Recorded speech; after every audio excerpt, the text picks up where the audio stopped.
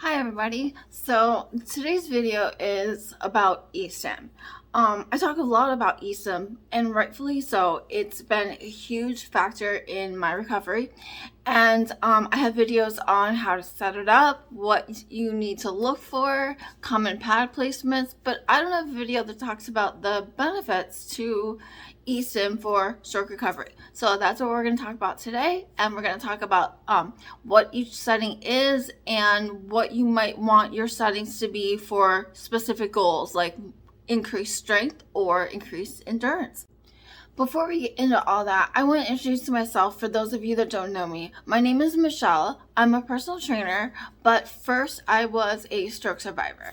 I'm 12 years post, and I found exercise to be my therapy, both mentally and physically, after really being neglected by therapists after my stroke. So, I now make videos about my recovery, what's working, what you might want to try, information I wish I knew 12 years ago after my stroke.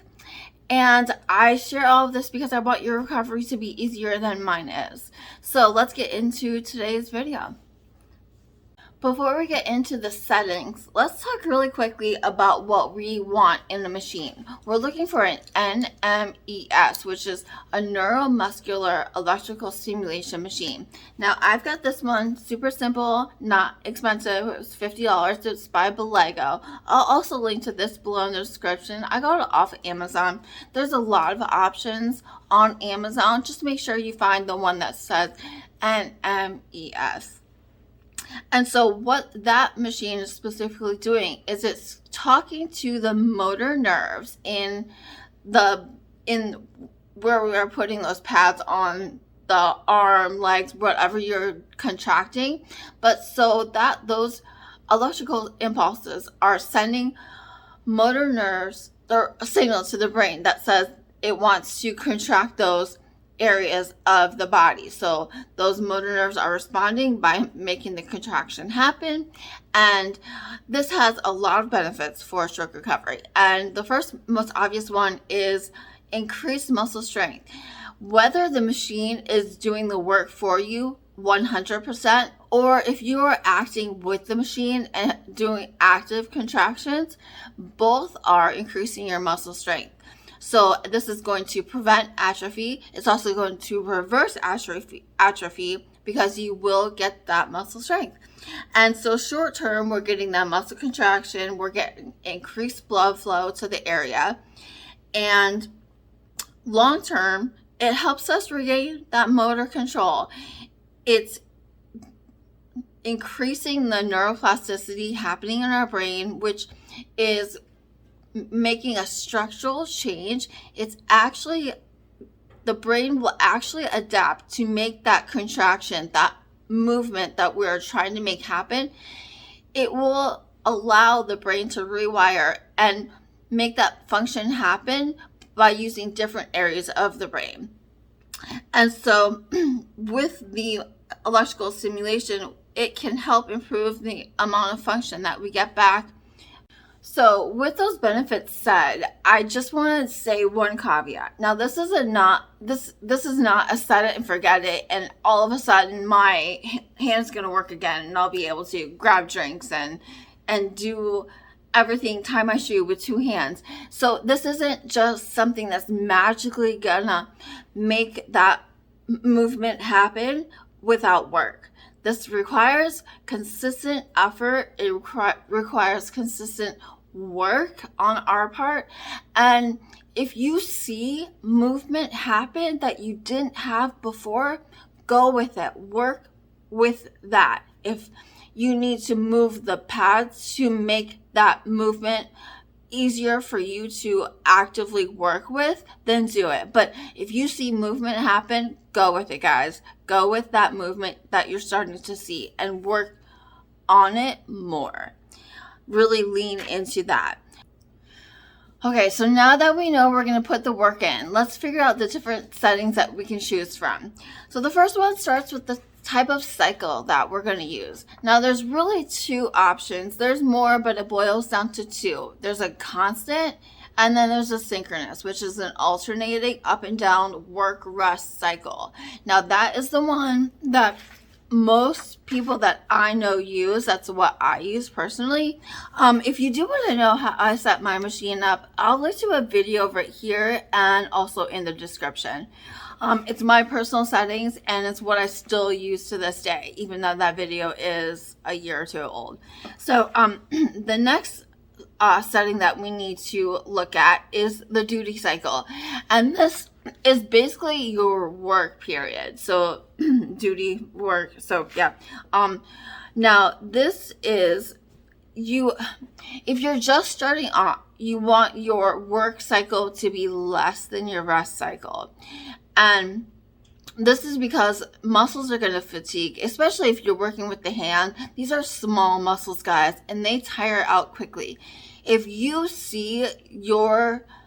want to do it for 15 minutes, but 7 minutes in, you see that contraction is not the same as it was in the beginning. It's not the exact contraction that you want.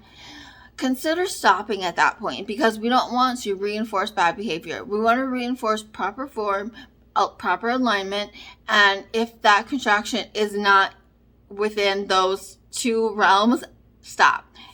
That means your muscles are tired, and so stop for that. You can do it again later in the day, but rest. The next cycle that we want to look at is the ramp cycle. Now, this can really be a setting that is to each their own. A ramp cycle is where the machine is starting to send a little bit of an impulse, not going to be to the intensity you have set the work cycle at. It's just going to ramp up. It's going to get your muscles ready for that contraction to happen. So I would say between 5 and 10 seconds for this one, but I have mine set for 5. It's fine. It's like I said, to each their own with this one, but that's what a ramp cycle is. And then the next one would be the intensity. Now this would be what your dial goes to, and mine just has numbers. Some talk about the hertz, the level of the intensity. These numbers that are on mine relate to a hertz value, but it's really, you're gonna set it to where you can feel it and it's not too intense for you, but you're still making that contraction happen. So that's going to be something that you work up to be stronger intensity, and that's where you're going to start to build that muscle strength. And then the next one that I want to talk about is really the goals that you want to get out of using this e-stim. If you're looking for increased muscle strength, then you're going to want to work to build up that intensity. And you're going to want to do that work cycle a little bit longer as you get used to the machine. And if your goal is muscle endurance, which is your muscles being able to be used for a longer period of time. So that example I did where you got 7 minutes in, but your contractions started to look all funky, and so that's where muscle endurance comes in. Once you build up, you'll be able to do that 15 minutes of active muscle contractions. Be a combination of both of those, that we are using the hand or the foot in real life activities. We're going to want both. So I would say building up to doing a 1-to-1 ratio with your work rest cycles. So say you start with 10 seconds of work and 20 seconds of rest. I would say eventually you would want to try like 15 seconds of work to 20 seconds rest. And then maybe you want to do 15-15. And that would be a good goal for both of these goals. And so things you can do to change, like say you feel like you've hit a plateau or you need more work in one area or another, you can lower the ramp or increase the ramp to increase the intensity overall. You can also increase the intensity while leaving the rest cycle the same and the ramp cycle the same. And you just want to be careful because you want to have a contraction that's a good contraction, but you don't want to be in discomfort. ESIM should not hurt. You should not be in pain when you're doing these exercises. And so for improving muscle strength, you want to do at least 15 minutes a day, but you can work up to 30. And you can also work up to those stronger contractions, increasing that intensity. And for muscle endurance, you want to do a moderate to mild intensity for longer durations.